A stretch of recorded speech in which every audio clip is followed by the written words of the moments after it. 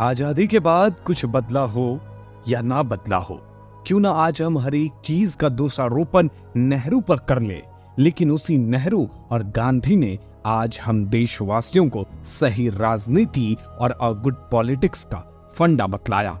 लेकिन आज हमारे देश में राजनीति दो भागों में बंट चुका है, जहां जिसमें वो लोग सत्ता के माया जाल को बूंदते हैं और दूसरे वो जो इंसानी जानों के साथ खेलने के बाद राजनीति में आकर पूरे के पूरे एक व्यवस्था के साथ खेलने लगते हैं। लेकिन कहते हैं कि वक्त बदलते वक्त नहीं लगता, और ऐसा ही वक्त बदला उत्तर प्रदेश की राजनीति का। एक सुबह का उदय हुआ और उस नए सुबह का उदय करने वाला सूरज का नाम है योगी आदित्यनाथ। ईश्वर की शपथ लेता हूं कि मैं विधि द्वारा स्थापित भारत के संविधान के प्रति सच्ची श्रद्धा और निष्ठा रखूंगा। जिस योगी आदित्यनाथ को आज से 14 साल पहले उसी के प्रदेश में अपमानित किया गया, उसे मारा गया, और आज वही शख्स उसी प्रदेश का मुख्यमंत्री बन चुका है और सत्ता का सदुपयोग कर रहा है। योगी का सफर राजनीति में आसान नहीं था, क्योंकि ये वही योगी है जिसे संसद भवन में उस वक्त के नेता मुलायम सिंह यादव ने ये कहकर अपमानित किया था कि साधु बाबा आपको मंदिर में होना चाहिए, यहाँ नहीं। और आज उसी योगी ने मुलायम के किए हर काले काम को जनता के सामने रखा और गुड गवर्नेंस का उदाहरण पेश किया।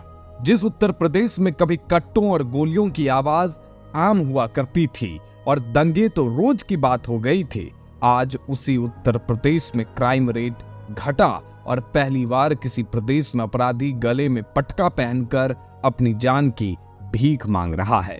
लेकिन क्या ये सब एक दिन में हो गया? और क्या ये एक चमत्कार है कि कोई सपना आया या फिर कोई आया और पूरा का पूरा यूपी का क्राइम रेट घटा कर चला गया? साथ ही क्यों अपराधी अब अपने मौत के सपने देखने लग गए? नहीं, ये सब संभव हुआ है एक ऐसे नेता की वजह से जिसे आज राजनीति में ए मॉन्क कहा जाता है, तो वहीं जनता की अदालत में एक टॉर्च बैरियर। मुख्तार अंसारी, अतीक अहमद और विकास दुबे को जब गिरफ्तार किया गया, तब ये किसी ने नहीं सोचा होगा कि एक ऐसा भी पल आएगा कि ये सब अपने मौत से इतने डर जाएंगे कि मूतने वक्त भी पुलिस का सहारा लेना पड़ेगा। आप सबों को 2005 का मऊ दंगा याद है? अगर नहीं है तो चलिए याद दिलाते हैं। उस वक्त के नेता और माफिया मुख्तार अंसारी पूरे मऊ में दंगा भड़काते हैं। ये मैं नहीं, तमाम मीडिया रिपोर्ट और उन पर लगे आरोप बयां कर रहे हैं। खुली जीप में बैठकर मुख्तार हाथ में AK-47 लेकर घूम रहा था और वहीं से शुरू हुआ योगी और माफियों की भिड़ंत। 2007 में संसद भवन में ऐसा कुछ हुआ जिसने लोकतंत्र को तार तार करके रख दिया। मुलायम सिंह की सरकार यूपी में थी और गोरखपुर के गोरखनाथ मठ से निकला एक युवा सांसद पूरी यूपी में माफिया के खिलाफ लड़ रहा था। लेकिन सरकार को वो पसंद नहीं आया और उसने मुहर्रम के दिन योगी आदित्यनाथ को दंगा भड़काने के आरोप में गिरफ्तार करवाकर जेल में खूब प्रताड़ित किया। जिसके बाद संसद सत्र के दौरान योगी के सब्र का बांध टूट गया और उन्होंने स्पीकर के सामने संरक्षण की मांग की। रोते बिलखते हुए योगी को उस दिन देखकर शायद माफिया और उनको संरक्षण देने वाले राजनेता ने ये सोचा होगा कि योगी का चैप्टर क्लोज। लेकिन एक वो दिन था और एक आज का दिन है। योगी उसी उत्तर प्रदेश के कर्ता धर्ता और माफियों का काल है। जिस अतीक अहमद और मुख्तार अंसारी ने सत्ता के नशे में चूर होकर योगी को प्रताड़ित किया, उन पर हमला किया, आज उसी योगी के डर से उनके पेशाब छूट रहे हैं।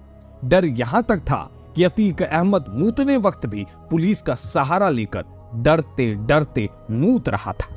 विकास दुबे की गाड़ी पलटी तो माफियों में खौफ आया कि सत्ता में अब एक ऐसा व्यक्ति बैठा है जो समय और दिन नहीं देखता है, डायरेक्ट एक्शन करता है। विकास दुबे, उसके बाद अतीक अहमद और अब अंसारी के मौत के बाद से यूपी में जहां एक तरफ माफियों में खौफ है तो वहीं जनता खुश है क्योंकि उनको राहत मिल गई है। लेकिन एक सवाल भी है उन तमाम राजनीतिक पार्टी से क्यों माफियाओं को शहीद बताया जाता है?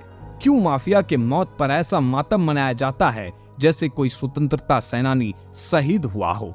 क्यों इन मौतों को धर्म के नजर से देखा जाता है? अंसारी के मौत के बाद सोशल मीडिया पर उनको शहीद बताया गया, उनको महापुरुष बताया गया। उनको शहीद बताने वाले लोग कोई और नहीं बल्कि हमारे देश के इंटेलेक्चुअल बंदे हैं। एक गाना खूब वायरल हुआ था, मत कर माया। आज ये गाना उन तमाम माफिया पर सूट कर रहा है जो कभी अपने नाम का डंका पूरे उत्तर प्रदेश में बजाया करता था। आज उसी यूपी में उनके मौत पर पटाखे फोड़े जाते हैं।